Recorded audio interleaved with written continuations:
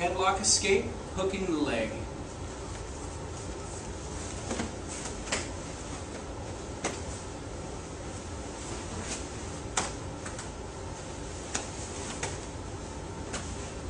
Okay, second variation.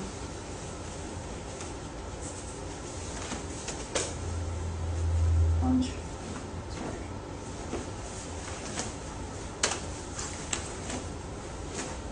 Okay, so this technique isn't very complicated or tricky, but absolutely essential in learning how to deal with someone headlocking you. We've already looked at a couple of different scenarios in which you get caught in the headlock. So, like our other escapes, freeze real quick. When you get your neck stuck and you feel like you're falling, you want to try to turtle your neck and land on your side with your elbow tucked in. This protects your neck as well as just makes it more easy for you to breathe as far as your chest getting crushed. It also gives you some protection for your arm, gives them less control and flattening you out. Okay? So in our first escape that we looked at the frame. With the frame, I make pressure with my top arm on his neck and drive him backwards, causing him to fall back, and I use my legs to make the escape. Sometimes what happens is he keeps his head really low so his body becomes heavy. So if we look at the position here, I've tried my frame, I can get my hand in place, but he's too heavy coming forward with his body weight. So I really can't make him move backwards. I could try, let's see what's going to happen. As I move my hips back, keep your, you don't even have to walk with me, just keep your head real heavy. So as I try to push his head backwards here, his body's too heavy. So what I want here, rather than try to push him backwards, is to climb on top of him. So rather than make a frame here, my arm is going to go around his body and hug either his back or his shoulder, whatever you can get here. And now, rather than move away, I move close to him with my hips.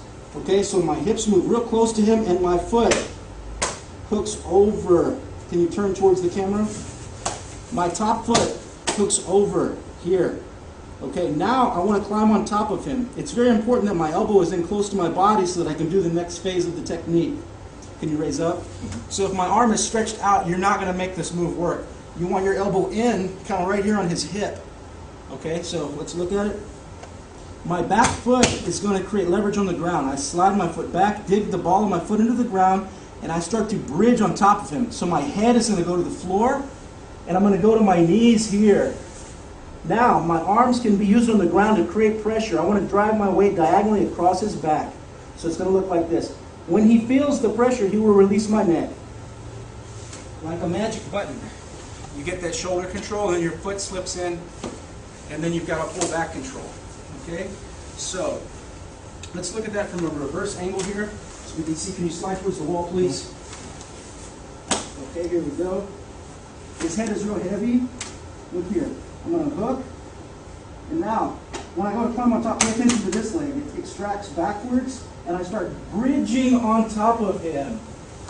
Now, I use my arms on the ground, and I want to drive my body weight diagonally across him. So to get the best leverage, I elevate this leg and put this knee down.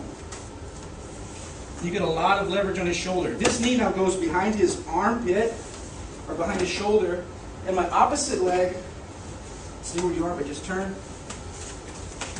My opposite leg, raise up, hooks here. The reason I do this position with my knees is no matter where he turns, it's not good for him anymore. So the final step is knee behind the shoulder, foot hooked here. Now you've got back control, you've got mount depending on where he turns and however he reacts. No position is really a good spot for him. Okay? Now, the other variation that we did is exactly the same move. The only difference is he tries to punch you in the face. So if you remember from our previous lesson, we used the arm behind his back to capture his arm here. So I glue it to his body, now try to punch. It's not going to happen. If I keep this elbow in, I can just execute the same tactic.